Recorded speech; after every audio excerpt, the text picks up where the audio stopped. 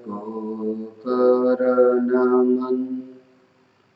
करो महान यह काज, आत्मज्ञान की प्राप्ति है। मंगलमय सुख सार, मंगलमय सुख सार।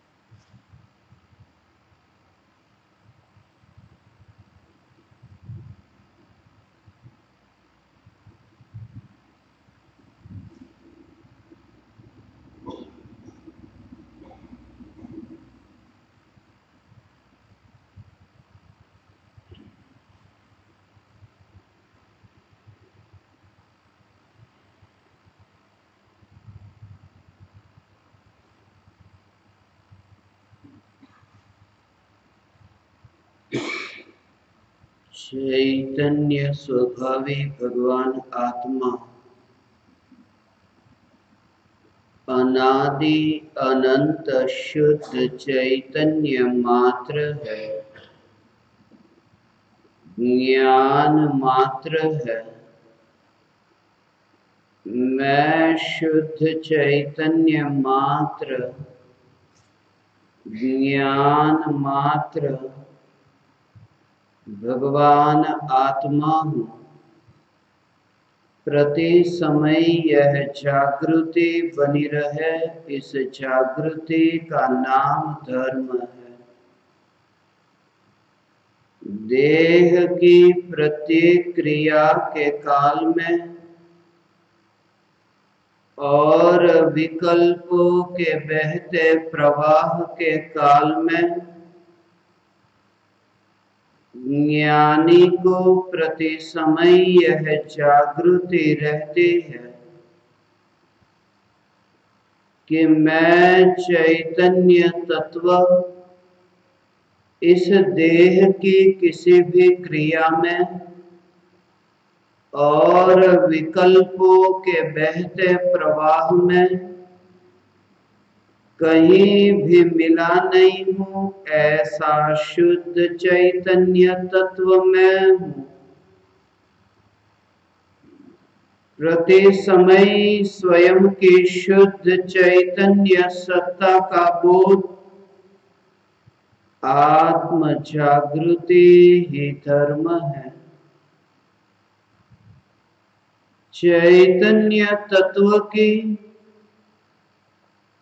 स्व संवेदन प्रत्यक्ष निर्विकल्प अनुभूति होते ही देह होने पर भी देहातीत दशा प्रकट होती है। इतना ही नहीं,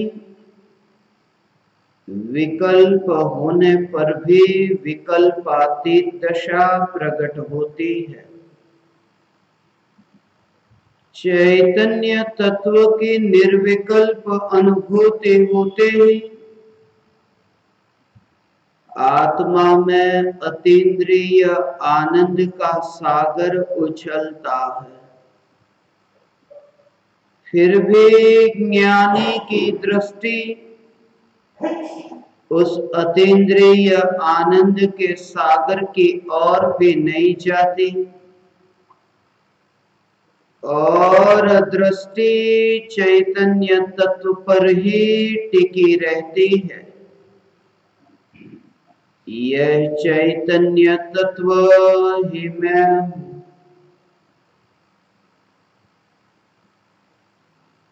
चैतन्य तत्व की निर्विकल्प अनुभूति होते ही ज्ञान दीपक प्रज्वलित होता है।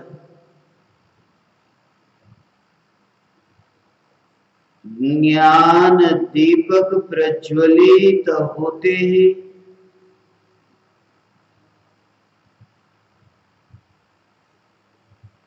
यह भेद दिखाई देता है कि चैतन्य ज्योति से इस देह की मिट्टी अत्यंत दूर है। चैतन्य ज्योति से रागादि विकारी भावों का धुआं अत्यंत दूर है। एक समय की स्वसंवेदन प्रत्यक्ष निर्विकल्प अनुभूति अनंत काल के लंबे परिभ्रमण के दुख को भुला देने वाली है। एक समय की यह अनुभूति क्षण भर ही रस पिया चैतन्य का कि अनादि काल की दीर्घ ऐसी प्यास छिप गई। चैतन्य तत्व की निर्विकल्प अनुभूति होते ही वह ज्ञानी राख की दीवार का पड़ोसी होता है। वह मानता है कि मैं राख की दीवार का पड़ोसी हूं और जानता है कि मैं मोक्ष मार्ग का मुसाफिर हूं। फिर वो कहीं भी रहे, किसी भी स्थिति में रहे, प्रति समय जागृत है, मैं चैतन्य तत्व हूं। फिर सोचना नहीं पड़ता। जैसे तुम्हें तुम्हारे भाई और बहन के बारे में सोचना नहीं पड़ता। आधी रात को 2 बजे तुम्हें कोई उठाए और पूछे कि तुम्हारे कितने भाई है और कितने बहन, तुम्हें सोचना नहीं पड़ता। जैसे तुम्हें अंतर से वो पुकार निकलती है। ऐसी ही ज्ञानी की वो दशा है। आधी रात को 2 बजे भी ये अंतर में ये प्रतीति है, ये श्रद्धा है, ये जागृति है कि मैं चैतन्य तत्व हूं और राख की दीवार का पड़ोसी हूं। मेरे चैतन्य महल के पड़ोस में इस दीवार का निर्माण हुआ है, मगर दीवार के परमाणुओं के कारण मैं नहीं। तुम जरा विचार करो, ट्रेन में तुम सफर करते हो।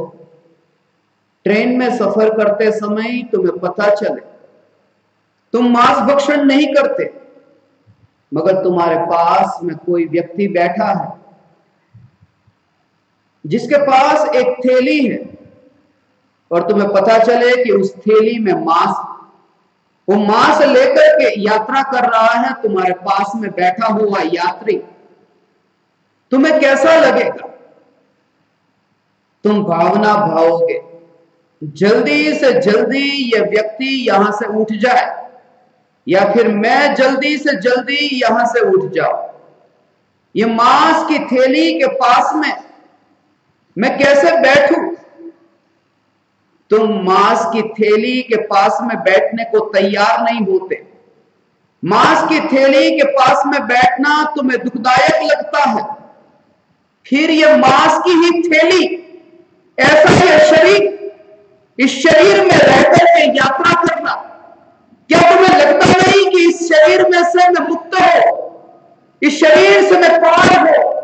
और इस शरीर से पार होने का एक ही उपाय है, ये स्वीकार करे कि किसी भी अवस्था में, किसी भी स्थिति में शरीर मैं नहीं हूं, मैं चैतन्य परमात्मा। और यह जान लिया, यह मान लिया, फिर तुम कितने शास्त्रों को जानते हो यह महत्वपूर्ण नहीं। तुम्हें कितने ग्रंथ कंठस्थ हुए ये महत्वपूर्ण नहीं। दुनिया में कहते हैं वो वेद कितने हैं, 4 वेद है। बात झूठी है, 4 वेद नहीं है, वेद एक ही है, ये चैतन्य तत्व। जिसने चैतन्य तत्व को पढ़ लिया उसने 4 वेद, 400 वेद, 4000 वेद जो भी है सब कुछ पढ़ लिया।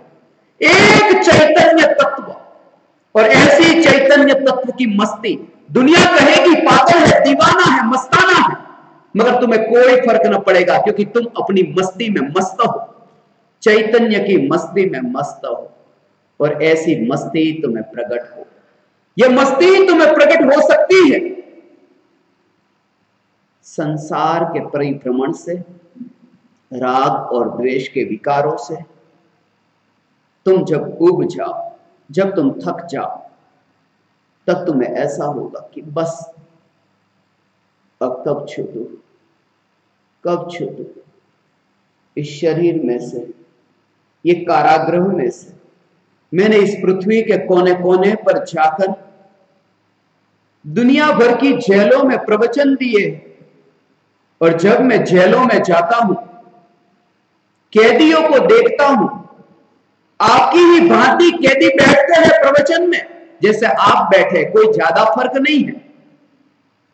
कैदी प्रवचन में बैठते हैं। राजस्थान में चित्तौड़गढ़ की जेल में प्रवचन था। ऐसे भारत में और भी बहुत सी जेलों में प्रवचन के लिए, अफ्रीका में मोम्बासा की जेल में, वियतनाम की जेल में, अलग अलग जगह पर जहां जहां मैं जाता हूं,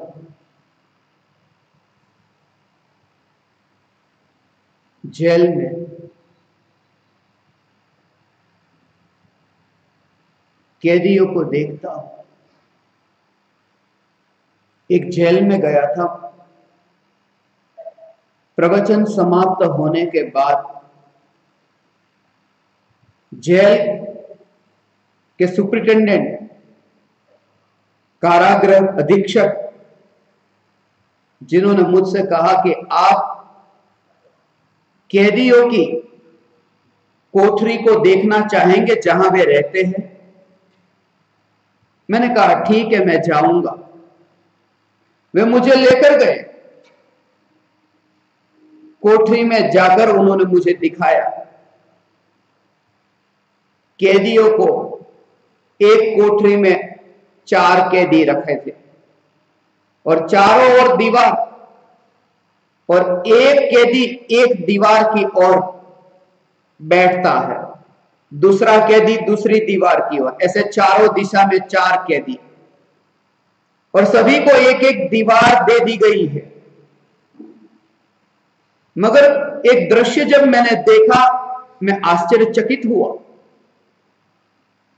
एक कैदी ने दीवार को सजाया है, उसने अमिताभ बच्चन का पोस्टर अपनी दीवार पर लगाया, और दूसरा कैदी जिसने ऐश्वर्या राय का फोटो अपनी दीवार पर लगाया, दीवार को सजाया। यह देख करके मैं चौंक गया कि जिस जेल में, जिस कारागृह में 3 महीने, 6 महीने, 1 साल के लिए आने वाले ये कैदी कारागृह की दीवार को कैसे सजाते हैं। रहते हैं कारागृह में मगर दीवार को सजाते हैं। मगर अगले ही क्षण मुझे विचार आया कि हम क्या करते हैं। हमारी हालत भी उन कैदियों की जैसी ही है। जैसे वो दीवार को सजाते थे, हम भी तो इस राख की दीवार को सजाते हैं। चेहरे पर मेकअप लगाते हैं, पाउडर लगाते हैं, लिपस्टिक लगाते हैं। ये दीवार ही तो है जेल की। जिस जेल में आत्मा नाम का कैदी रहता है, उस जेल की दीवार को हम सजा रहे हैं, और सजा रहे हैं इतना ही नहीं, आनंदित भी हो रहे हैं।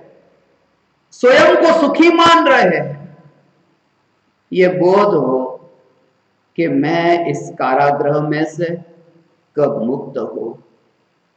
परम कृपालु देव श्रीमद राजचंद्र जी ने यही गुणगान गाए।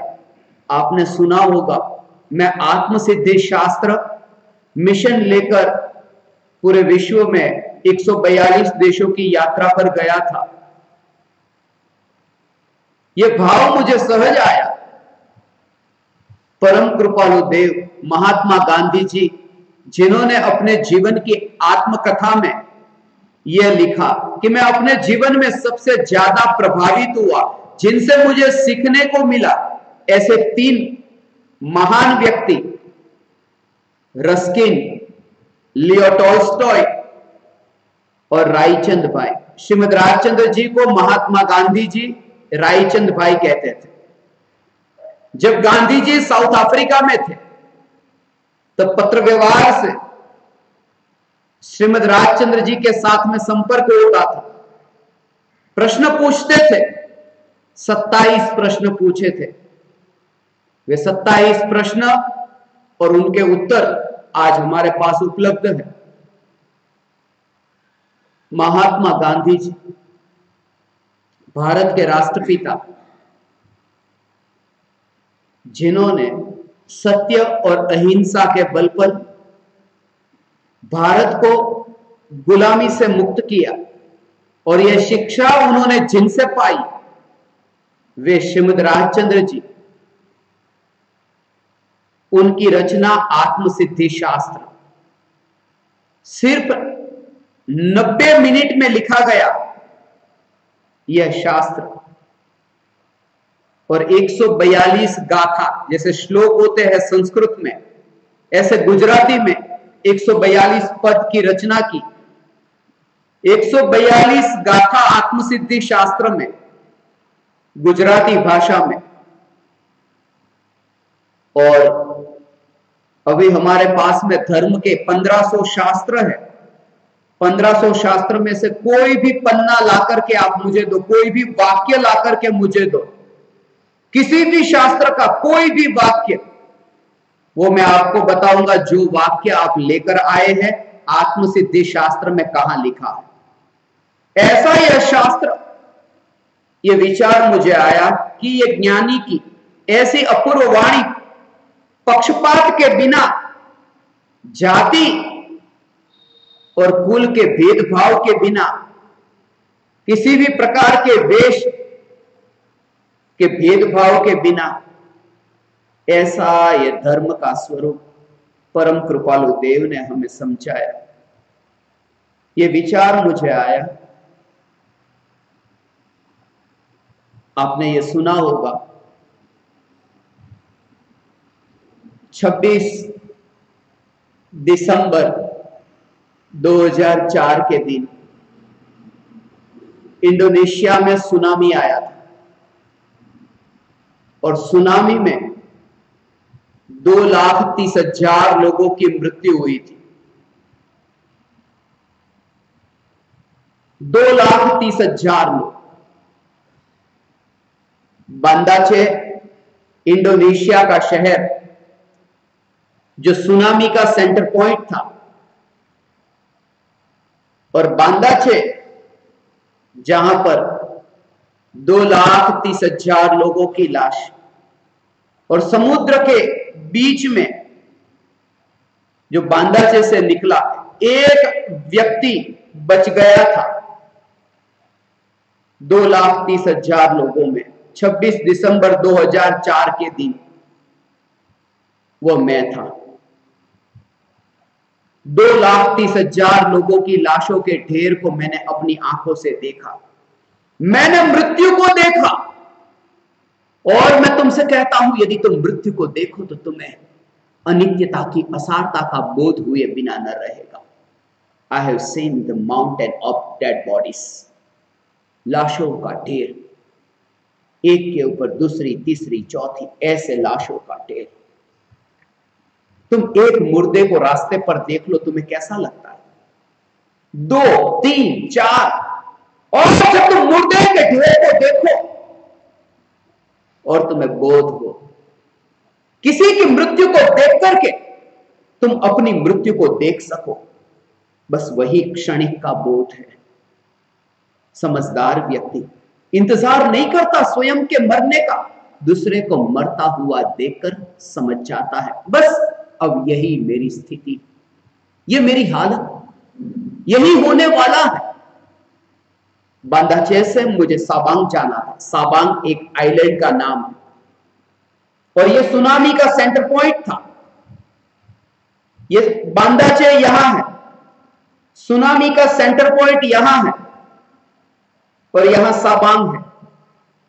मुझे बांदाचे से साबांग जाना था, रविवार का दिन था और 25 तारीख की रात को हमारे 250-300 साधक थे। उन्होंने मुझसे कहा कि आप हमें भी ले चलो, सुबह आप यहां से साबांग जा रहे हो, हम भी आपके साथ जहाज में आएंगे और शाम को वापस आ जाएंगे। मैंने कहा नहीं, मैं अकेला जाऊंगा, क्योंकि यहां जहां मैं जा रहा हूं इतने ज्यादा 250-300 लोगों की व्यवस्था हो सकेगी नहीं हो सकेगी। अब आप ही समझ सकते हैं, यहां मैं उड़ीसा में आया, अब कुछ ही ज्ञान दीपकों को साथ में लेकर के आया, सभी साधकों को साथ में लेकर के नहीं आया। यदि सभी को साथ में लेकर के आता तो यहां क्या होता, आपको बैठने का मौका ही नहीं मिलता। 142 की ही मर्यादा है और वहां 250 से 300 साधक थे। उनको साथ में आने की इच्छा थी। मैंने कहा मैं अभी अकेला जाऊंगा और शाम को वापस आऊंगा। एक आदमी जो मुझसे बोला कि मुझे तो ले जाओ, क्योंकि मैं बांदाचे का नहीं हूं, आप चले जाएंगे तो मैं किनके घर पर जाऊंगा, मैं तो 3 घंटे दूर रहता हूं और मैं अभी जाऊंगा फिर वापस आऊंगा शाम को आपको लेने के लिए, इससे अच्छा मैं आपके साथ चलता हूं। मैंने उस आदमी को भी कहा नहीं, तुम्हें ले जाऊंगा तो सभी को ले जाना पड़ेगा, इसलिए तुम भी यहीं ठहरो।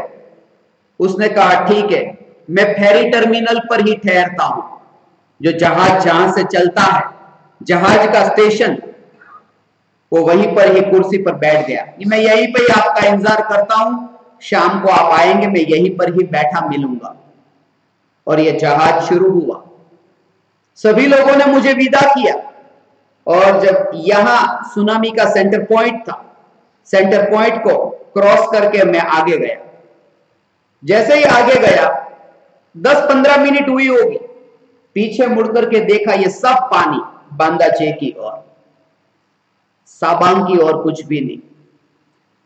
और वहां जाकर के जब देखा, वो जो 250-300 साधक जो प्रवचन सुनते थे वो भी एक भी नहीं बचा। और सबसे पहले मैंने लाश को देखा, उस आदमी की लाश को देखा जिसने मुझे वचन दिया था मैं यहीं पर ही कुर्सी पर बैठूंगा।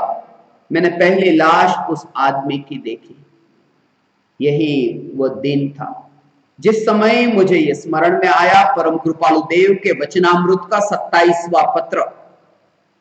मैं इस पृथ्वी के कोने कोने पर धर्म पर्यटन करके सत्य धर्म की स्थापना करूंगा। परम कृपालु देव का यह सपना था। और तभी मुझे विचार आया कि मैं भी, दुनिया का कोई भी देश बाकी न बचेगा। आपने बीच में विकिपीडिया पर यदि पढ़ा हो, I am the first Indian citizen resident who has travelled maximum country in the world. Bharat देश के 135 करोड़ लोगों में सबसे ज्यादा देशों में जाकर ये पिछले 3 साल में उनमें उन्होंने जब अवार्ड दिया था, उस समय मुझे कुछ स्मरण में आई घटना आज मैं आपको कहूं।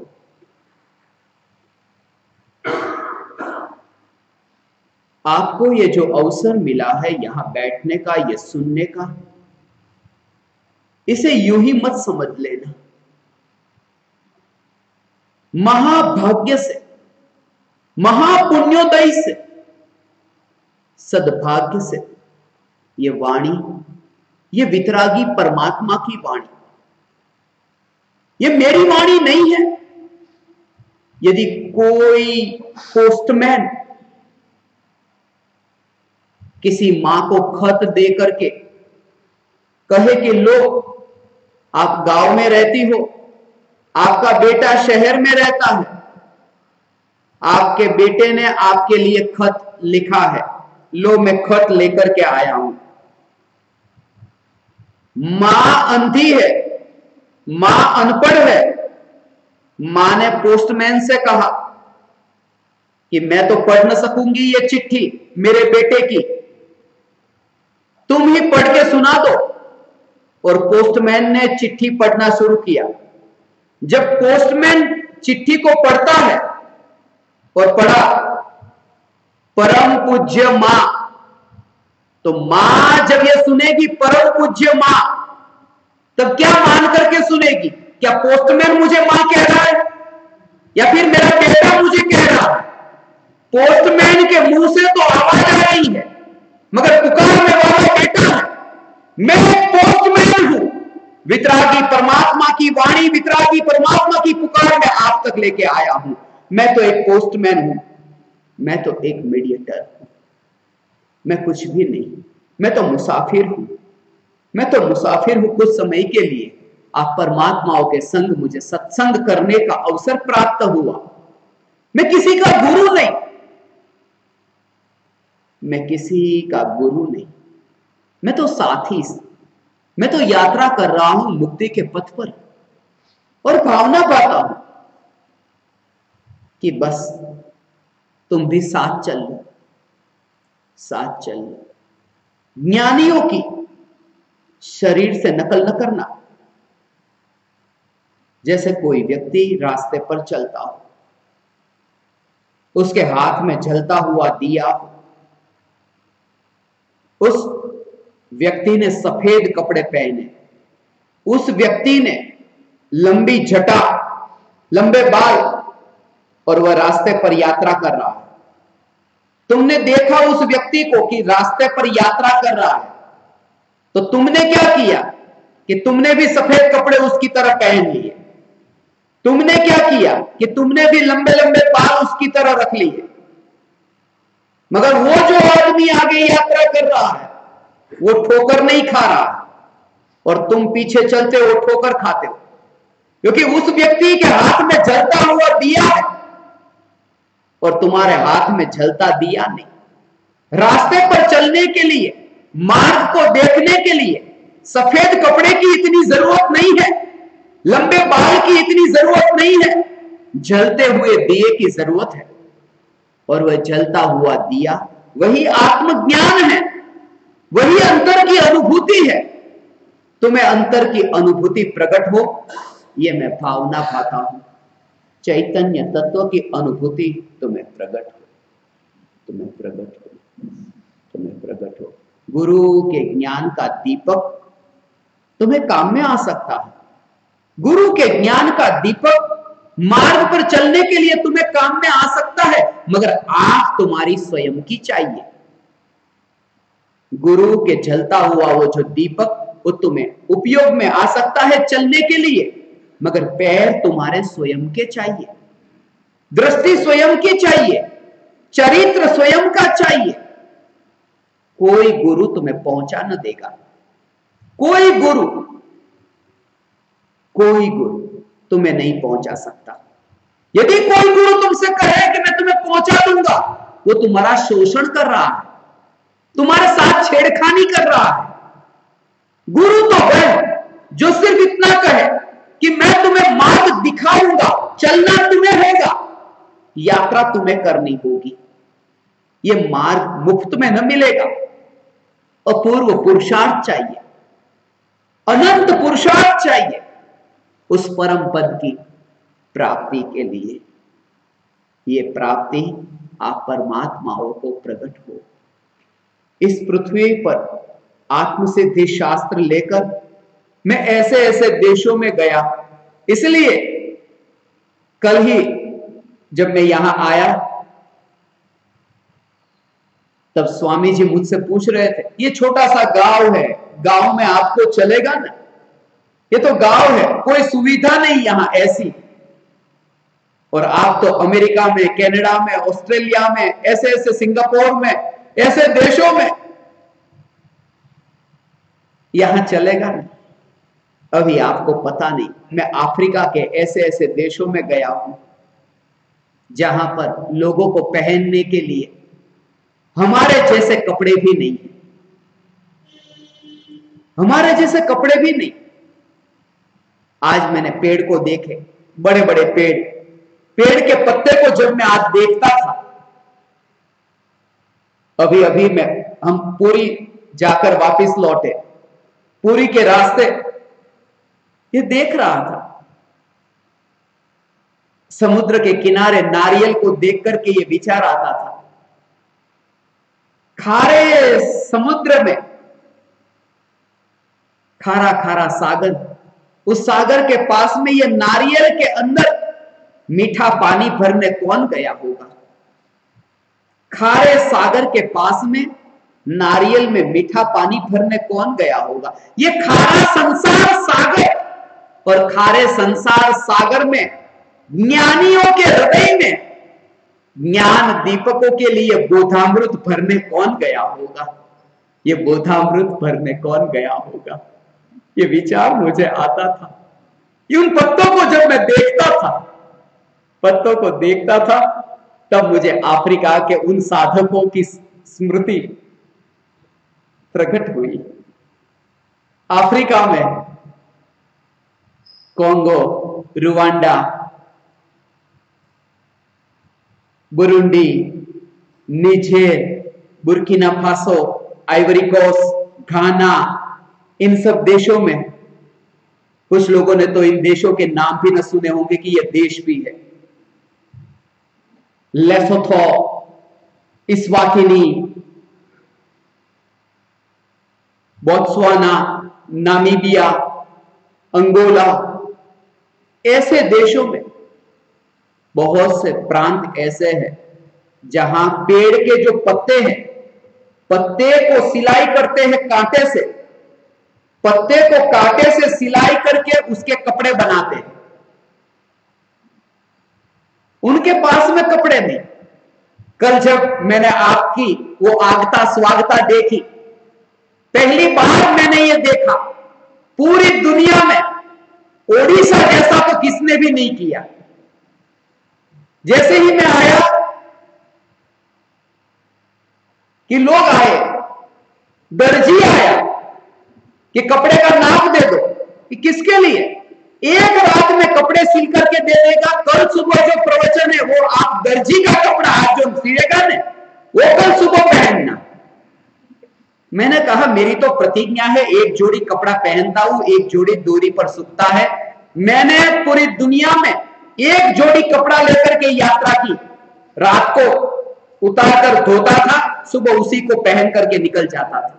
मेरे पास में दूसरी जोड़ी कपड़े नहीं, एक जोड़ी कपड़े। आप उन तस्वीर को देखेंगे 142 देशों की, तुम्हें लगेगा हर एक देश में एक ही कपड़ा। बस मेरे पास में एक थैली रहती थी और उस थैली में शास्त्र रहते थे। उन शास्त्रों को लेकर के पूरी पृथ्वी पर, कल जब मैं यहां आया तो पहले ही मुझे पूछा कि ये कैसी आगता स्वागता,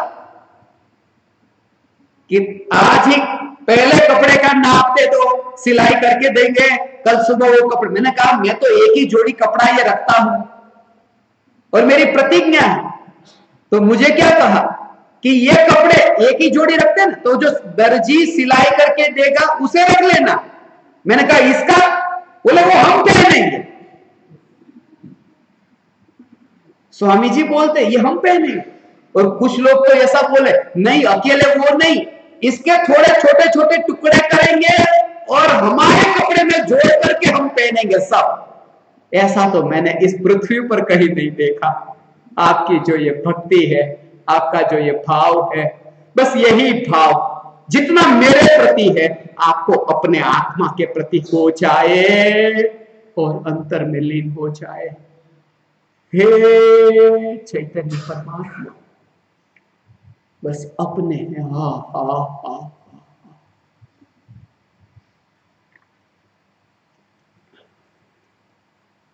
अपने आत्म तत्व के प्रति इतना समर्पण, इतना भक्ति का भाव, निज आत्मा के प्रति जितना तुम्हें मेरे प्रति ये भाव आया, बस उतना अपने प्रति आ जाए। डुबकी लगे अपने स्वरूप में। कल जब मुझे उन्होंने कहा, तब मुझे वो अफ्रीका के लोग स्मरण में आए जो पत्ते के बने कपड़े पहनते, जिनके पास खुद के कपड़े नहीं है, जो दर्जी को तो नहीं बुलवाते, मगर जिनके पास में खुद के पास भी कपड़े नहीं। और वो जब बैठते हैं प्रवचन में, कहीं ना कहीं से पत्ता तो टूटा हुआ, टूटा हुआ, कहीं ना कहीं से सिलाई कपड़े की हमारी होती है, तो भी कहीं ना कहीं से शरीर दिख जाता है। अब पत्ते पे सिलाई करके वो कपड़ा बनाया, वो कैसा कपड़ा होगा। और ऐसे कपड़े पहनते। कोंगो में तो 5 बच्चे एक परिवार में रहते हैं। दुनिया का सबसे गरीब देश कोंगो, 5 बच्चे एक परिवार में रहते हैं और एक ही बच्चा भोजन कर सकता है एक दिन में। 4 बच्चे भूखे रहेंगे और वहां नंबर रखते हैं कि रविवार को पहला, सोमवार को दूसरा, मंगलवार को तीसरा, ये सभी। और उन बच्चों को जब मैं मिला, वे कहते हैं, मैंने कहा भोजन किया? नहीं, मैंने तो आज सुबह कर लिया, अब 4 दिन के बाद मेरा नंबर लगेगा। 3 दिन, 2 दिन, ऐसी गिनती करते हैं कि कब भोजन मिले। और चावल का थोड़ा दाना खाने को मिलता है। जब मैं देखता हूं इस पृथ्वी पर इतने हाइड्रोजन बम, इतने हथियार लोगों की हत्या करने, हिंसा करने, हर 1 घंटे में 50 करोड़ रुपए खर्च होते हैं हाइड्रोजन बम बनने के लिए, हथियार बनने के लिए। हर 1 घंटे में, 1 घंटा बीता 50 करोड़ गए, हर 1 घंटा 50 करोड़ गए। और इस पृथ्वी पर हर 1 घंटे में 50 करोड़ रुपए का खर्चा बम बनने के लिए। और दूसरी ओर 3 में से 2 लोगों के पास में पहनने को ठीक तरह के कपड़े ही नहीं, 3 में से 2 लोगों के पास में खाने को अनाज नहीं। ये पृथ्वी मनुष्य की नहीं, लगता है हैवान बसते हैं, राक्षस है, ये क्या हो गया है हमें। और ऐसी स्थिति में जब मैं यहां आया, मैं आप लोगों को मिला, जब मुझसे आपने पूछा कि यहां तो छोटा सा गांव है, नहीं, आपकी स्थिति बहुत अच्छी है, आप निर्धन नहीं है। अफ्रीका में जाकर आप कोंगो, रुवांडा की एक घटना अभी मुझे स्मरण में आई। रास्ते पर जा रहा था मैं, मेरे हाथ में थैला, जैसे मैंने कहा, जिसमें अफ्रीका के देश में जब मैं यात्रा करता था, आत्मसिद्धि शास्त्र मिशन में अफ्रीका के 36 देश थे, और अफ्रीका के देशों में यात्रा करता था, तब एक कपड़ा और रखता था, सफेद कपड़ा, जिसे तुम कफन कहते हो। मैं कफन रखता था अपने साथ में, क्योंकि ऐसे ऐसे देशों में जाता था। रुवांडा में रात को ही, बस ऐसा ही समय हुआ होगा, 9 बजे होंगे, एक आदमी आया, सीधे यहां पिस्तौल यहां रख दी, रिवॉल्वर, निकालो जो है निकालो। मेरे पास में जो था वो उन्हें दे दिया। बोले बैग में क्या है? तो बैग में से उसे कुछ ऐसा खोल करके देखा, दिखाई नहीं दिया, अंधेरा था। वो बैग को लेकर के धीरे धीरे आगे गया, म्यूनिसिपैलिटी की वो जो लाइट होती है, ऐसे सरकारी लाइट, वहां पर गया और बैग खोल करके देखा, अंदर से निकलता गया, निकलता गया, निकलता गया, कपड़ा निकलता गया। वो कफन था। कफन तो लंबा होता है, ऐसा खींचता गया, खींचता गया। बोले ये क्या है? मैंने कहा गोली मारनी है तो मार देना, ये कफन ओढ़ा देना, और एक फोन नंबर देता हूं, आप फोन कर देना कि मैंने गोली मार दी। वो विचार में पड़ गया कि ये क्या। और तब और अंदर बैग में क्या है देखो, और आत्मसिद्धि शास्त्र निकला। आत्मसिद्धि शास्त्र के दूसरे ही पन्ने पर परम कृपालु देव की तस्वीर,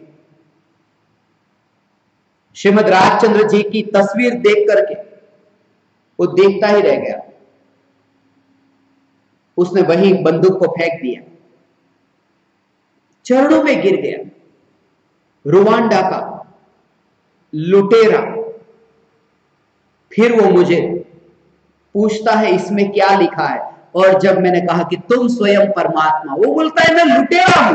तुम लुटेरे नहीं हो, तुम परमात्मा हो। क्योंकि सफेद कपड़ा पहनने से काला आदमी सफेद नहीं हो जाता, स्त्री के कपड़े पहन लेने से कोई पुरुष स्त्री नहीं हो जाता। ये तो पल भर के लिए है। ये भाव तुम्हें लूटने के भाव आए और गए। ये भाव तो नदी के बहते हुए पानी के प्रवाह की तरह है।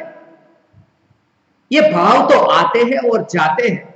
तुम उन भावों में कहीं नहीं हो, तुम किनारे पर हो। वे भाव आते हैं जाते हैं, उन भावों में तुम डूबे नहीं हो। वे भाव तुम्हारे नहीं, वे भाव तुम्हारे नहीं। तुम चैतन्य स्वरूपी शुद्धात्मा हो। यदि ये भाव तुम्हारे हैं तो मैं तुमसे कहता हूं गुस्सा तुम्हारा है? तुम कहो हां गुस्सा तो मेरा है। अच्छा तो फिर गुस्सा सुबह से 7 बजे गुस्सा आया, फिर मैं कहूं चलो करते रहो गुस्सा, 8 बजे भी, 9 बजे भी करते रहो, 10 बजे भी करते रहो, मतलब नहीं आता, चला जाता है। फिर अरे तुम्हारा है तो फिर आना चाहिए, तुम्हारा है तो आना चाहिए।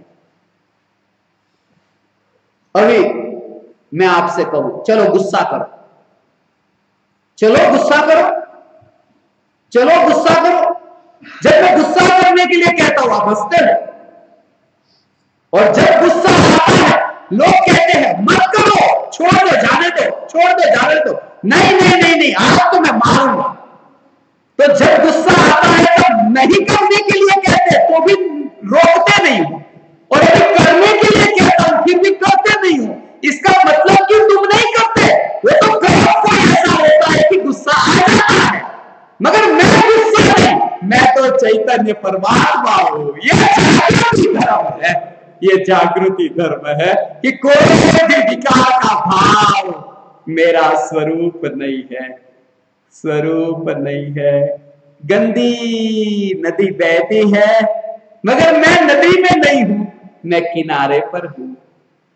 सिर्फ किनारे पर रहकर नदी में डूब गया हूं, ऐसा सपना देख रहा हूं। सपना देख रहा हूं कि मैं नदी में हूं, सपना देख रहा हूं। और सपना नींद में आता है। जैसे ही जागे, नदी में से बाहर नहीं निकलना, सिर्फ जागना है। जागोगे कि पाओगे कि नदी में था ही नहीं। ऐसे ही जब तुम आत्म जागृति में, जब तुम्हें वो दशा प्रकट होगी, तब तुम देख सकोगे कि मैं विकारों के प्रवाह में कहीं पर भी नहीं था। ऐसा मैं शुद्ध चैतन्य तत्व।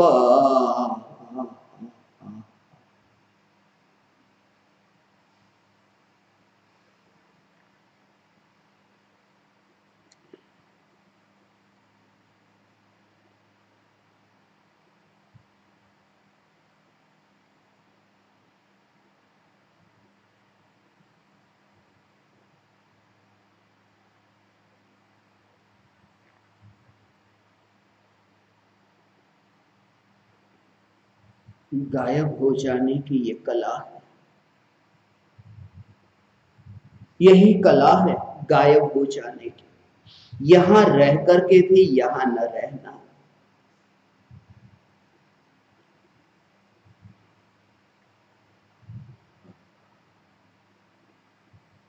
परम कृपालु देव कहते थे विचार करते हैं तब पता चलता है देहधारी है। शरीर है इसका पता तो तब चलता है जब विचार करते हैं, वरना तो पता ही नहीं कि शरीर कहां है। ऐसी चैतन्य परमात्मा की मस्ती, मैं शुद्धात्मा हूं, मैं शुद्धात्मा। हाँ हाँ हाँ हाँ। आत्म सिद्धि शास्त्र में परम कृपालु देव ने यह कला बताई है। यही कला आत्मा की अनुभूति। किसी भी देश में मैं गया, बहुत मुश्किल था। तुम्हें यदि यहां से भुवनेश्वर से बाहर निकलना हो, तुम्हारे पास में पैसे कितने हैं, गाड़ी में पेट्रोल है कि नहीं है, रास्ते का पता है या नहीं है, कुछ जानकारी है या नहीं। अभी पुरी से वापस लौट रहे थे, रास्ता नहीं मिल रहा था गाड़ी वाले को, इधर उधर। अब यहां के ही रहने वाले मगर रास्ता भूल गए। बहुत मुश्किल है कहीं किसी पराए अनजान गांव में जाना, और गांव में जाना इतना मुश्किल है, किसी अनजान देश में जाना, और एक नहीं पूरी दुनिया के सभी देशों में जाना। और ऐसे व्यक्ति का जिसकी जेब में जब यह भाव आया था, जब मुझे यह विचार आया था, तब मेरे पास में मेरी जेब में 1 रुपया भी नहीं था, मगर यह भाव था। दुनिया में लोग कहते हैं रुपये है तो सब कुछ होता है, यह बात मैं नहीं मानता।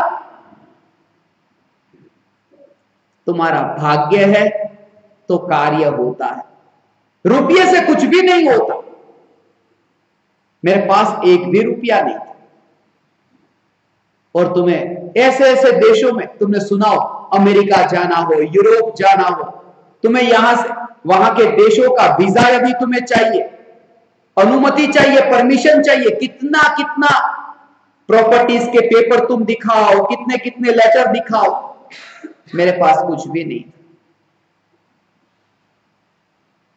मगर एक भाव था कि पूरी पृथ्वी पर जाकर, पृथ्वी के कोने कोने पर आत्मसिद्धि शास्त्र की स्थापना, वितरागी भगवान की वाणी की स्थापना। मैंने कहीं पर भी जैन धर्म का नाम नहीं लिया, मैंने कहीं पर भी हिंदू धर्म, मुस्लिम धर्म, धर्म का नाम ही नहीं लिया। सिर्फ इतना कहा कि मोह के कारण दुखी है और मोह छोड़े तो सुखी है।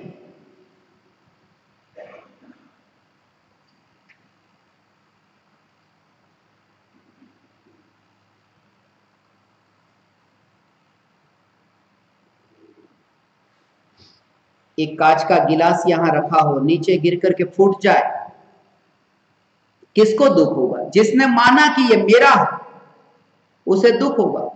देखा सबने, जाना सबने, मगर दुख होगा उन्हें जिनको अपनत्व है, एकत्व है, ममत्व है, मोह का भाव है। इसलिए दुनिया की कोई घटना, कोई व्यक्ति, कोई वस्तु दुख का कारण नहीं, हमारा मोह, और उस मोह पर विजय पाना, यही सुखी होने का उपाय है। मैं यही कहता था। इसलिए दुनिया के ऐसे चर्च में, मावार शारोन चर्च सुराबाया का चर्च में, मस्जिद राया, मस्जिद इस्तिकबारा जकार्ता में, ऐसे ऐसे देशों की मस्जिद, चर्च, गुरुद्वारा, दुबई में Hindu temple, Shiv temple, Ram temple, Vedanta ashram, सब जगह मैं गया, और किसी ने मुझे यह नहीं कहा कि नहीं आप यहां प्रवचन मत देना, क्योंकि मेरे पास में एक ही बात कि मैं चैतन्य हूं और शरीर मेरा नहीं है। शरीर मेरा माना कि दुख हुआ,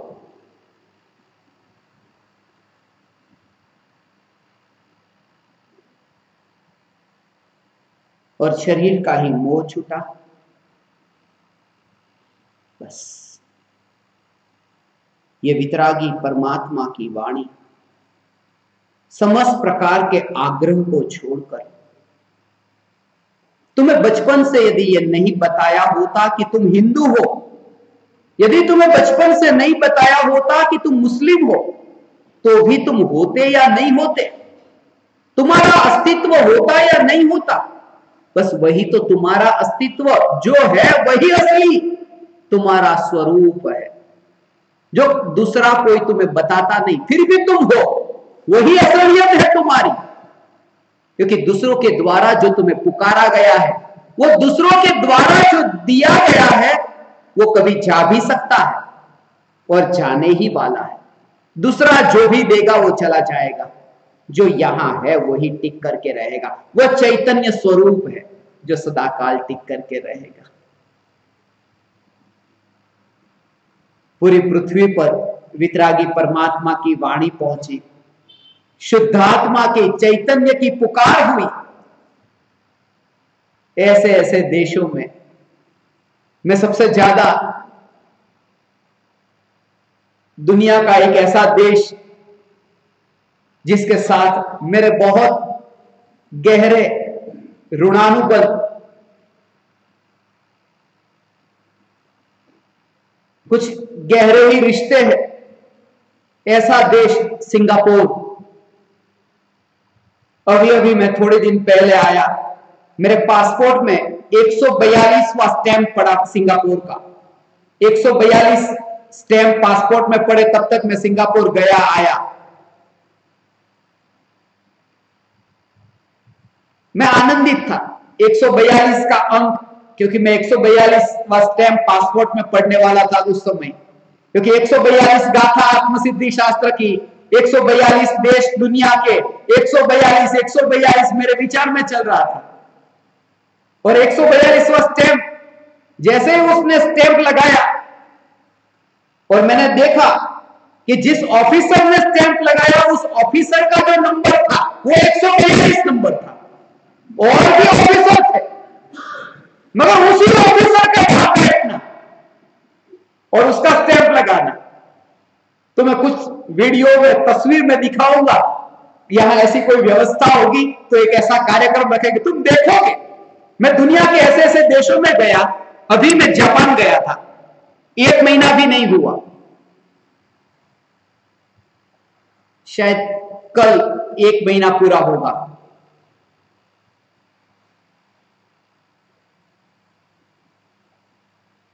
टोक्यो टावर के पास में खड़ा था और सभी लोग अपने अपने रिश्तेदारों के साथ में आए थे। कोई ना कोई पति पत्नी के साथ, माँ बाप बच्चों के साथ, मैं अकेला था। तो सब एक दूसरों की तस्वीर मोबाइल में खींचते थे, मेरी तस्वीर खींचने वाला कोई नहीं था। तभी एक गाड़ी आई और वो जैसे ही गाड़ी आई तो गाड़ी का नंबर मैंने देखा 142 और मैंने गाड़ी की फोटो ली। वो फोटो अभी मेरे पास में है। वो गाड़ी की तस्वीर, 142 नंबर की गाड़ी, और मैंने फोटो ली कि वो आदमी बाहर निकला। उसने कहा अकेले हो? मैंने कहा हाँ, लाओ मैं आपकी तस्वीर खींच देता हूं। वो उसके लिए ही आया था, 142 नंबर की गाड़ी में। मैं वानुआतू में था। वानुआतू देश है ओशियानिया का। ओशियानिया में Vanuatu, Fiji, Samoa, Solomon island, Marshall island, Papua New Guinea, Micronesia, Nauru, Tonga, ये सब देशों में मैं था। वानुआतू में नेशनल लाइब्रेरी में आत्मसिद्धि शास्त्र की स्थापना के लिए गया था। और जब मैं वहां गया और देखा, मैंने बोर्ड देखा, the national library is close due to Christmas for 15 days। 15 दिनों के लिए लाइब्रेरी बंद रहेगी। क्रिसमस के दिन चल रहे थे और मैं खास उस देश में उसके लिए गया, वानुआतू में।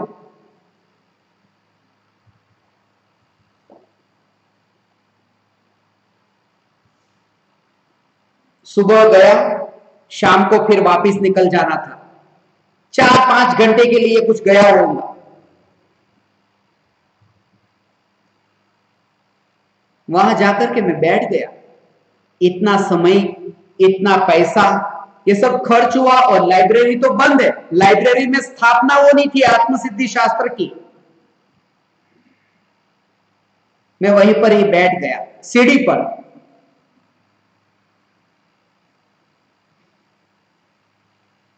जैसे आज पूरी के पेड़ के नीचे में बैठ गया, मुझे पता ही नहीं चला।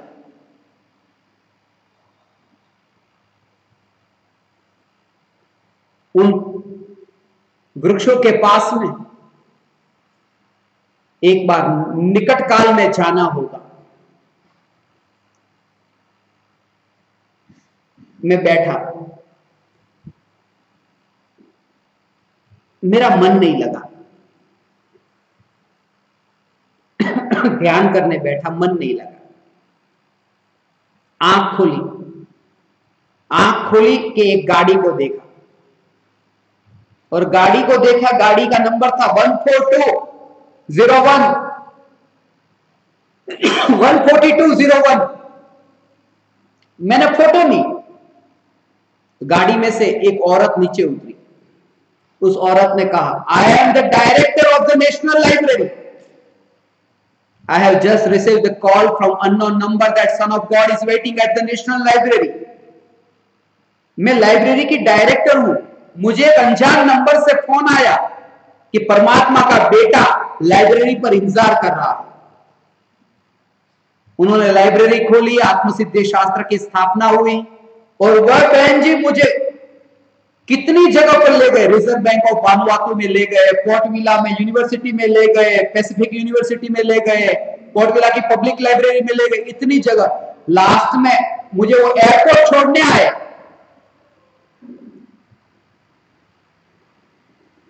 और जब मैं बोर्डिंग पास लेने एयरपोर्ट गया, मैंने पीछे देखा, मेरा सामान पड़ा था। वो बहन जी कहां गायब हो गए, पता ही नहीं चला। आज भी मैं उन्हें ढूंढता हूं, अब तक उनका पता नहीं, मगर ये शास्त्र उस देश में पहुंचना था, पहुंच गया। ऐसे ही दुनिया के कितने ही देशों में मेरे पास में रुपया नहीं, मगर भाव लेकर के जाता था। और आपके पास भी आया हूं। आपसे कोई उम्मीद नहीं, कोई अपेक्षा नहीं, कोई दर्जे को बुलाने की जरूरत नहीं। मोची को भी बुला लिया, जूते भी लेकर के आ गए कि जूते पहन। ऐसा तो मैंने कहीं देखा ही नहीं।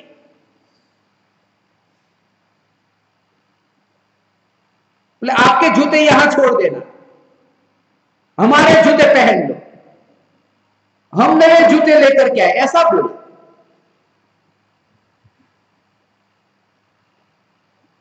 मुझे कहना पड़ा, मेरे जो जूते डॉक्टर ने दिए हैं, डॉक्टर के बताए हुए जूते, इसलिए दूसरे नहीं पहन सकता। बड़ी मुश्किल से मुझे यह कहना पड़ा। मगर आपका जो भाव है ओडिशा के लोगों के बारे में, मैं अमेरिका में भी टीवी चैनल में जब इंटरव्यू होते, आप भी हरियन चैनल पर सुनते होंगे, शाम को 7 बजे यहां पर भी आते हैं सब। पहले भी प्रोग्राम आते थे अलग अलग टीवी चैनल पर, जिनवाणी चैनल पर, सोहम चैनल पर। मगर ओडिशा में आने की मेरी बहुत बहुत लंबे काल से इच्छा थी, जो इच्छा कल शाम को पूरी हुई। मैंने टीवी चैनल के इंटरव्यू में भारत के गुणगान गाए, भारत की तारीफ की कि मैं उस देश में से आया हूं जिस देश में एक राज्य है ओडिशा, उसका एक शहर केंद्रापाड़ा, और केंद्रापाड़ा के पास में एक गांव है जिस गांव में दरवाजे नहीं, ताले नहीं। और मैंने वो जब वर्णन किया तो हर एक जगह पर टीवी चैनल वाले, मीडिया वाले मुझसे पूछते थे, ऐसा गांव, ऐसा गांव, उस गांव में आप गए हो? और मैं कहता, मैं तो नहीं गया। अरे आप इंडिया में रह करके वहां नहीं गए? इसलिए मेरी बहुत इच्छा थी कि मैं ओडिशा जाऊं, और कल जाऊंगा उस गांव में।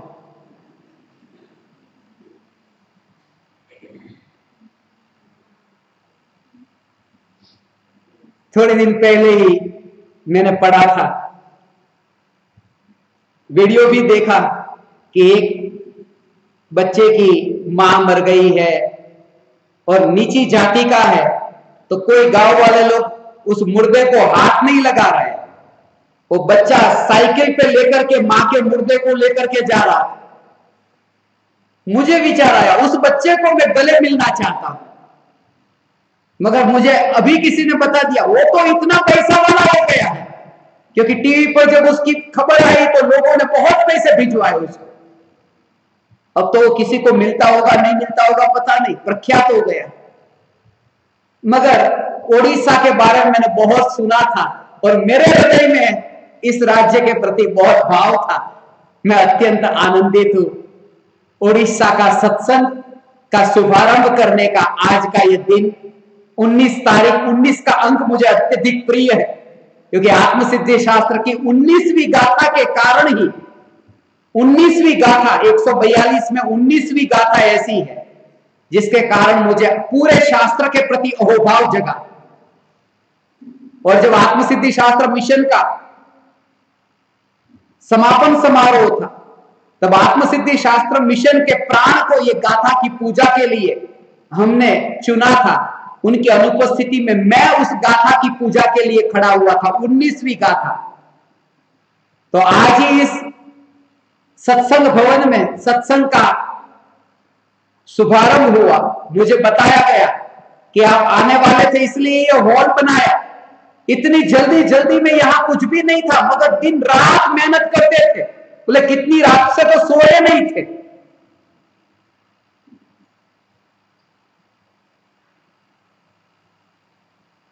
थोड़ा जल्दी आ जाता तो मैं यहां की तस्वीर लेकर के अमेरिका वाले को भेज देता।